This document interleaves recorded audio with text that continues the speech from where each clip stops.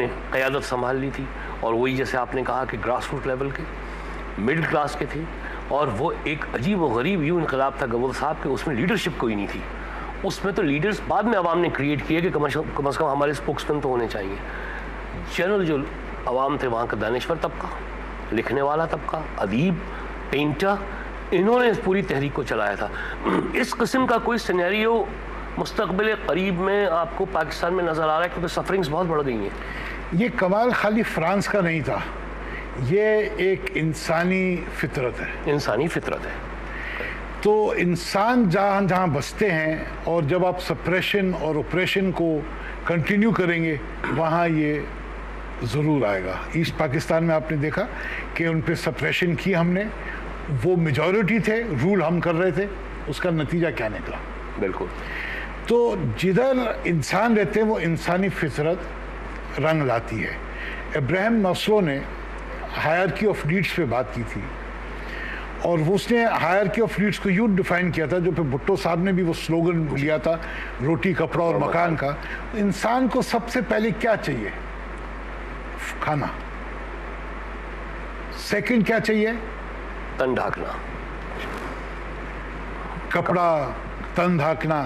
Third shelter. بالکل. یہ ایک انسانی نیڈ ہے. جب اس کو یہ نیڈ ملتی ہے تو پھر وہ کیا کرتا ہے؟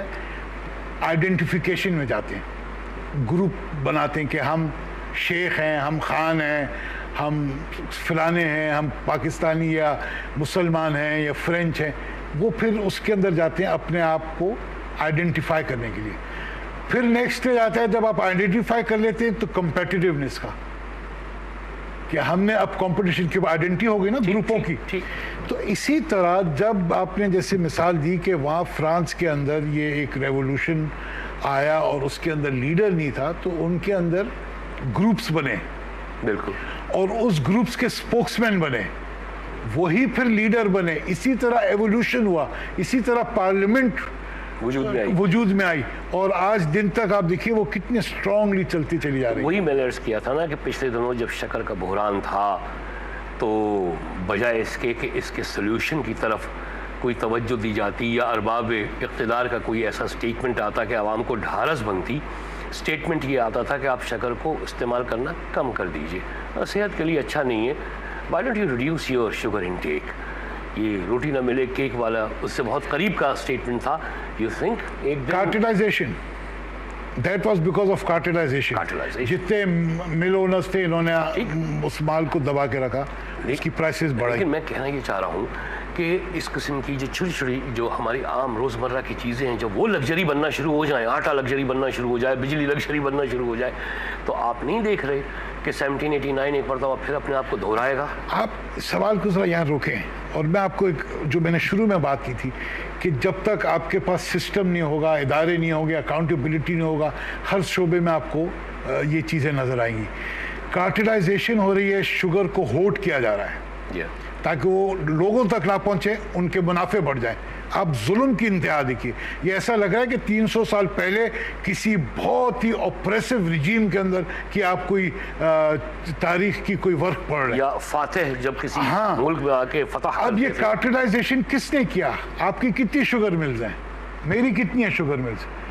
جو ایوان میں بیٹھے ہوئے ہیں، جو پارلیمنٹ میں بیٹھے، ساری کی ساری شوگر مل تو نہیں کی، تو منافع وہی لے رہے ہیں، اور اس عوام کے آنکھوں پہ دھول جھونک رہے ہیں کہ ہم تمہارے چیمپئن ہیں، ہم غربت دور کریں گے. خدا کا کوئی خوف کرے. وہ عوام بھی بیٹھ کے ذرا سوچے کہ تم جن لیڈروں سے یہ سن رہے ہو کہ وہ تمہاری غربت دور کریں گے، ان کی جا کے شوگر ملے تو دیکھو. جنہوں نے تم کو چینی سے محروم کر دیا، 38 روپے سے لے کے 70 روپے پہ کر دیا، یہ وہ حکمران ہیں، یہ وہ اپوزیشن کے لیڈرز ہیں، یہ وہ آنے والے آپ کے لیڈر جو اب آنے والے ہیں. اس وقت سے ڈرے جب یہ آئیں گے آپ کے اقتدار میں. پروگرام کا وقت ختم ہو گیا، آخری 1 منٹ ہے. ایک چھوٹی سی بات یہ کرنا چاہ رہا تھا کہ جب 2 سال پہلے قومی اسمبلی کا پہلا اجلاس ہوا تھا جس میں یوسف رضا گیلانی اور سب گئے تھے، حلف جب اٹھایا تھا ممبران قومی اسمبلی نے، تو یہاں کے ٹیلی ویژنز جو ہیں لائیو کوریج دے رہے تھے، تو یہ ٹرانسمیشن باہر بھی پہنچ رہی تھی. میرے کچھ انگلینڈ میں جو صحافی دوست ہیں انہوں نے مجھے فون کر کے یہ کہا کہ یہ حلف برداری کی تقریب ہے یا ایک کار شو ہے، کیونکہ ہم تو یہ دیکھ رہے ہیں کہ ایک سے ایک اعلیٰ قیمتی کار آ کے رک رہی ہے اور لگ رہا ہے کاروں کا کمپٹیشن ہو رہا ہے، کوئی 4 ویل ڈرائیوز میں آ رہا ہے، کوئی قیمتی کاروں میں آ رہا ہے۔ تو میں نے ان سے یہ کہا کہ میں کیا بتاؤں کہ جو جتنے غریب علاقے کا ریپرزنٹیٹیو ہے وہ اتنی ہی قیمتی کار میں بھی آ رہا ہے۔ یہ سسٹم ٹوٹنا چاہیے۔ Led by example. گاندھی کتنا بڑا لیڈر بنا، وہ کیسے اپنے آپ کو پیش کرتا تھا، ٹھیک ہے، سادگی دیکھیے آپ، ابھی بھی انڈیپینڈنٹ انڈیا کے اندر آپ دیکھیے لوگوں کی سادگی دیکھیے، ہمارے آپ منسٹروں کے ڈریسز دیکھیے، سیول روز، ایف سین لوران، بالی، احمد سے ہمارے جو وزیر اعظم ہیں بڑے ویل ڈریسڈ ہیں، ان کی ٹائیوں کی بڑی اچھی کلیکشن ہے، سوٹس کی بھی دن میں 3 مرتبہ ماشاءاللہ ماشاءاللہ۔ تو آپ جب ایگزامپل سے لیڈ پیسوں سے خرید رہے ہیں مجھے کوئی اعتراض نہیں ہے، ان کی مرضی ہے، لیکن خدا را اگر یہ ٹیکس پیئرز منی ہے، یقیناً ان کی اپنے پیسوں سے بھی ہوگا، میں ان پہ الزام نہیں لگاؤں گا، یقیناً ان کے اپنے پیسے سے ہوگا، مجھے یقین ہے، لیکن اپنے پیسوں سے بھی اگر آدمی کفایت شاری اور آدمی دیکھے کہ ایگزامپل دیکھے کہ میں کیسے لباس پہنتا ہوں، تو آپ کی جو قوم ہے وہ اس کو دیکھ کے متاثر ہوگی۔ تو یوسف ملک گبور بھی شاید آج سادے کپڑے میں یہاں بیٹھا ہوا ہوتا، وہ بھی ایک باہر کے ٹیلرڈ سوٹ پہن کے نہ بیٹھا ہوتا، لیکن چونکہ وہ پہن رہے ہیں تو ان کے سامنے جب بولنا تو پھر کپڑے تو انہیں کے حساب سے پہننے۔ یوسف ملک گبور صاحب، again it was indeed a pleasure talking to you sir. Programme کا وقت ختم ہو گیا اور ہمیشہ تشنگی کا احساس رہ جاتا ہے، اگلی کسی نشست میں پھر بیٹھیں گے انشاءاللہ، بہت سارے اور سوالات ہیں، بہت سارے اور ڈسکشنز ہیں، وہ کریں گے۔ آپ کی آمد کا بہت بہت شکریہ۔ خواتین حضرات، یہ میری گفتگو تھی یوسف ملک گبور صاحب سے۔ ہم نے کوشش کی کہ ہم کچھ بٹوین دا لائنز، کچھ بالکل صاف ایسے مسائل کی طرف توجہ دیں اور کور ایشوز تک پہنچنے کی کوشش کریں کہ ہم جہاں آج ہیں وہاں کیوں ہیں، کس وجہ سے ہیں اور یہاں سے آگے بڑھنے کا راستہ کیا ہے۔ امید ہے کہ کچھ سوچ کے دریچے آپ پہ بھی واہ ہوئے ہوں گے، کچھ مجھ پہ بھی واہ ہوئے ہیں۔ مقصد سارا اس ایکسرسائز کا یہ ہوتا ہے کہ ایک مضبوط اور مستحکم پاکستان، جو میرا بھی خواب ہے، جو آپ کے بچوں کا خواہش اور خواب بھی ہے، جو قائد اعظم کا بھی خواب تھا۔ اگلے پروگرام تک کے لیے خدا حافظ۔ ہر ایک الامر کو صدا دو کہ اپنی فرد عمل سنبھالے، اٹھے گا جب جم میں سرفروشاں، پڑیں گے دار و رسن کے لالے، کوئی نہ ہوگا جو